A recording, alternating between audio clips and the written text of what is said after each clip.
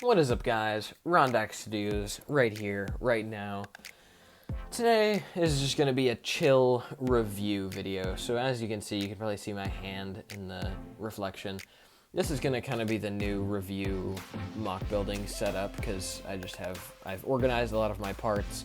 And so this is just kind of a nice backdrop for when I review mocks. So also you will notice that the camera quality is probably a lot better, and you might be able to see it in the reflection, but I am actually using, if I can kind of show, this is part of the tripod I'm using pretty much. I bought a new one off of Amazon, and that is what I'm using for filming now. I used to just have a stack of boxes I would prop my iPad up on. Now I'm using this, and it's great. So kind of an up in quality. So today, actually context before I announce the topic of today's review. So I have been rebuilding a lot of my sets recently that my challenge is to kind of build as many as I can without dismantling any like important mocks. So like some of them that are just kind of cannon fodder, like simple builds that don't have any importance except to just kind of be background people. Like them I've kind of taken parts from, but like I've still been able to keep all of these guys, so definitely a plus.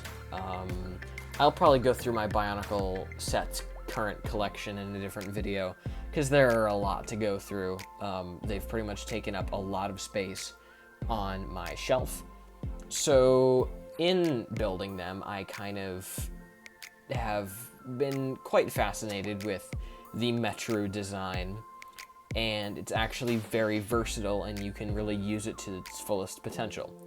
So in addition to this, I have been reading the Bionicle story serial called Dark Mirror, and it is basically about Takanuva going into a different dimension, like an alternate universe, and the Toa are evil and they've taken over Metru Nui, led by Toa Tuyet. Some of you probably already know this, some of you have probably already read this. I am fascinated by the story. I think it's amazing. I definitely recommend you go read it. But I decided to build Takanuva in a Metru form. So this will be the first part of the review. So Takanuva is a Toa of light, as I'm sure you all are aware. But in this form, I kind of imagine his that alternate universe being looking like this, kind of the transition between his 2003 and the 2008 and the 2008 one. So he has, like I said, the Metru build, but I tried to keep the same color blocking palette when building him to his Nuva form, I guess you could say. So he has white limbs, and like a white torso, but gold armor and a mask, like a gold mask. So that is him. He does have Nuju Hordika's blade. This is the only, I don't have Nuju Hordika, I just have that sword from it.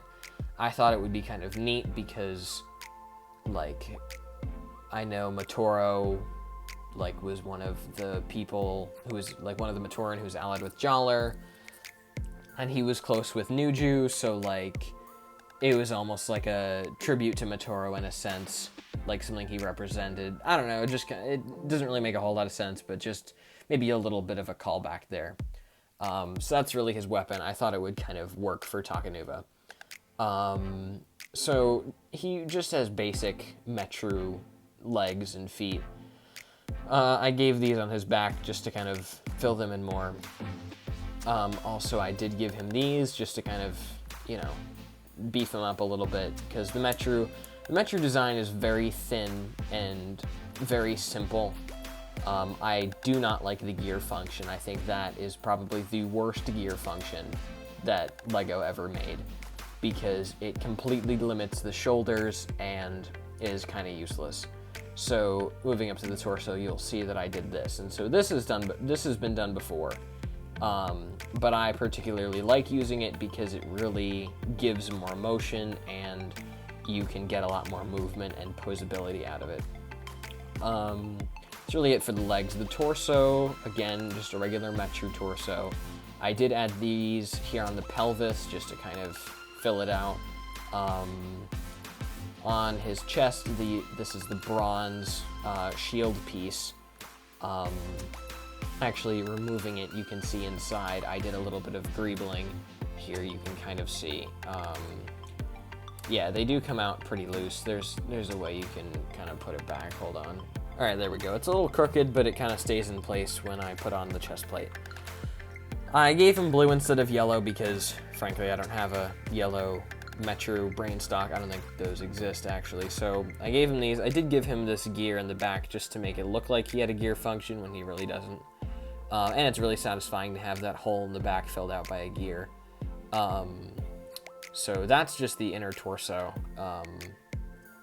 I did give him a heart light, as well as the next part of the review, I gave that character a heart light as well. And I actually did give it because I built Matau Metru and Vakama Metru, so I gave them heart lights as well. Arms, pretty simple. I added these on just, again, to fill it out. A lot of this stuff is just to fill them out. And he has the articulated shoulders, the golden, I actually call this bronze, then I call the regular gold pearl gold, and then I call like the Mada golden masks brass. So these bronze shoulders I used. I'm really happy to put these on a MOC because I rarely use bronze. Like, I don't think any MOC that I have built has bronze except for him, which I thought was just kind of unique because, I mean, it's Takanuva. So, Mask of Light as well. Just, you know, I don't really know how I got this. I think it was just in a random parts pack, but yeah. So, Mask of Light, just, I feel like to kind of, I wanted to really capture the Nuva feel that his original version had, but in Metru form, and I had a lot of fun building him. I think that's it for Takanuva. I do like to nickname him Taka Metru from time to time, because, I mean, Takanuva is in a Metru form. Or no, Takanuva is in a Nuva form, so making Takanuva in a Metru form, it would only make sense. So that's him. I think that's pretty much it. But yes, now moving on to the second part of the review. This is kind of like a special, like a two-parter kind of thing. I built Toa Tuyet in the Metru form, so she is a lot more advanced than Takanuva, which I wanted to give her a much more Empress feel, like a very powerful, like, evil Toa kind of mood. So I guess we can start off with the legs as well. So she just has kind of sort of standard Metru legs. I did give her these lower limbs just because they're a bit longer and will make her just a little taller. She has these upside down Nuva torsos. It could just be Toa armor that she collected, or it's just, you know, regular armor. I added some more, I added these Nuva shoulders to her thighs to kind of make her look a little more feminine, because the rest of her is fairly masculine, so I kind of wanted to add that, and just these regular Metru armor pieces. Along with the pelvis, I did give her a axle connector, same with Takanuva, and pretty much the same torso as him. Like, it's pretty similar, and yeah, I did give her the heart light. On the inside, she has these instead of those system bits, and this could be just her energy on the inside, or part of the Nuva stone. No, the Nui stone. The Nui stone is a stone that can absorb and use Toa powers, and part of it did get fractured and separated into her chest. So that could be either energy or just part of the Nui stone. Her arms are asymmetrical, which I was talking to my friend Artie, and he said that having asymmetry kind of adds a more insane feel to it, and that does definitely show in this, kind of having dark blue and then silver. like, she's not the most stable ruler. The rest of her arms, I did give her these little knife pieces on there just to kind of give a little more character and just to give her extra weapons in case she needs them. I wish I had another one of these Knight's Kingdom armor pieces, because then she wouldn't be asymmetrical. It would be another one on her arm, but I do not have a second, so I did my best with the barbed sword. I think the actual one that she should have is the silver version of the Krika arms, like the pincers that he has. It's a silver one of those that come on the jet tracks, but I have the jet tracks, I just don't have those, unfortunately. So I gave her one of the Akotan Skull Warrior blades instead. Just the best, like the most I could kind of relate to it. On her back, we have these big blade pieces to kind of show off her, like, kind of like an empress feel, like I said before, just to make her seem a lot more imposing. They can come off, and I will take them off in a second, but then she has this cape. It's just the Furno Brain Attack cape that she has. And then she has Hydraxon's mask, which I think this is probably the closest thing you can get to the Mask of Intangibility, which is her mask. And I've heard that most of the masks on Shapeways are inspired from the Hydraxon mask, so this worked out in my favor. So now to take off her cape and these weird pincer things on her back, this is kind of more her, like, non-really empress. She's more like now in fighting mode, sort of like she's ready to do some battling, I guess. Or it got like ripped off or something. And she looks a lot more feminine without the cape.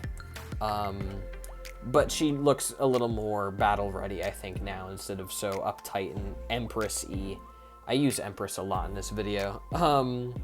But yeah, so then she just kind of has these. I'm sure I could probably take these apart and use them as weapons for her as well, but yeah, and then cape, whatever.